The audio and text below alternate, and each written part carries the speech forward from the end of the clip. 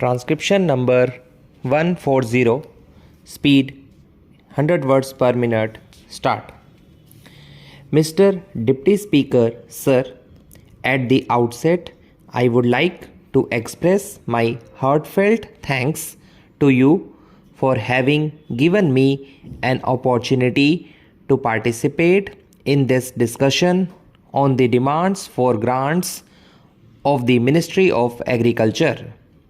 Sir, this government is going to complete its 2 years term on 19th June 1993.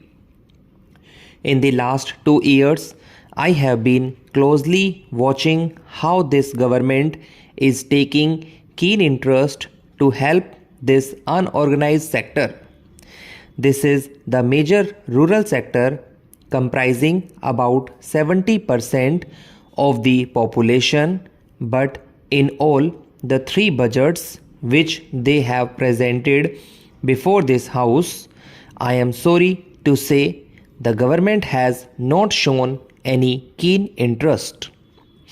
In the first budget, we demanded the government to agree to constitute a committee to go into pricing policy of fertilizers. Ultimately, a portion of the recommendations of the Joint Parliamentary Committee which suited the government was accepted and the fertilizer decontrol was done. Now I would like to say how this government has taken a callous attitude towards the framing community. In the last budget, various concessions were given only to the affluent sections of the society and not to the farming community, except a reduction of the excise duty on the tractors which are above 1800 cc and the tractors which are below 1800 cc have not been touched. Of course, the Honorable Finance Minister, while replying to the general discussion on the budget, had said that the Prime Minister is considering to give certain concessions as far as the fertilizer prices are concerned. All of a sudden, what made the government to reconsider the question of reducing the prices of fertilizers to give some concessions? It is because all these friends who have got various political ideologies have shown their bit of mind and said that this time they are going to move a cut motion to see that the government agrees to reduce the fertilizer prices. So now at this stage, I would like to make an appeal to all sections of the House, irrespective of the political parties, and to such of those members who are really interested in uplifting the farming community to forget the party alliance. At the time of voting, everyone of the ruling party members is also equally interested to see that his farming community is given its proper due share. The central government claims to have removed all shackles through the new economic policy, market economy, liberalization, decentralizing amendment to the MRTP Act, etc. But they have done it only for the industrial sector.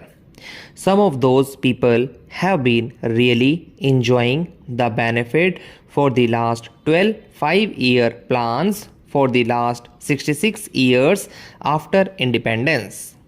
But all these structural reforms or the economic reforms or the export policy changes or whatever they may be, they are only having an eye towards those people, and these changes have been made for those people. I would like to ask this government what are the types of structural reforms they have thought over for the farming community. You are amending the MRTP Act. The industrialists can make any amount of investment, the industrialists can make any amount of profit. So there is no restriction for these people. Unfortunately, for the people who come from the rural areas or the people who are actually the tillers of the soil, they have got all restrictions.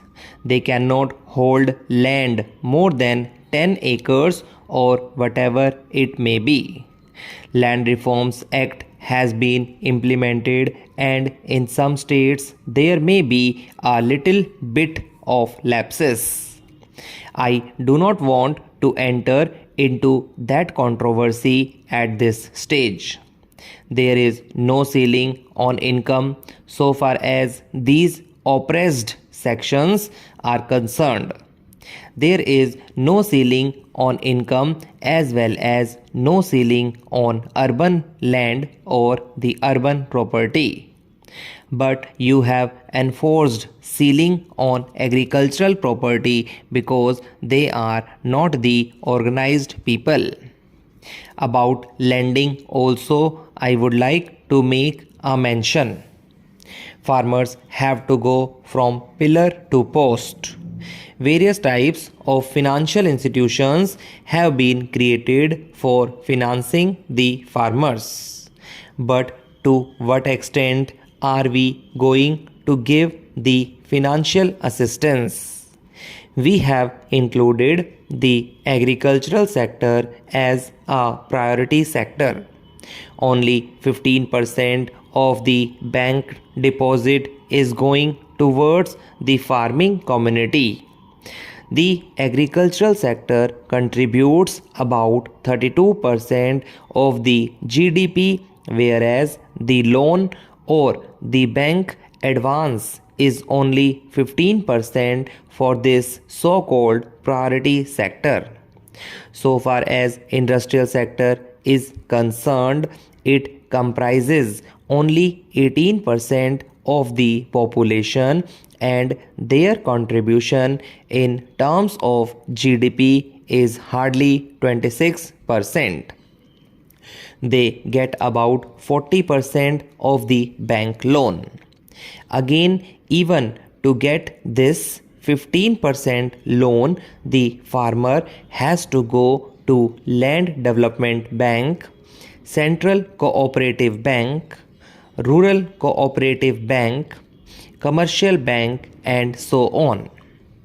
And I am sure never before in the history of this country such a lot of good to these people was done as is being done within these 20 or 30 years of our independence. I am sure all these differences would disappear and India will emerge as a cohesive nation, but in the meanwhile something has to be done. Then it was thought that it was the best arrangement that could be thought of, and it was then thought that at the end of 10 years this reservation would be done away with and there would be only full-fledged democracy functioning. Now at the end of 10 years we have come to the conclusion that instead of these double member constituencies we shall have to set up single member constituencies with reservation of seats for the scheduled castes and the scheduled tribes. I should think that it is a great retrograde step that we have taken.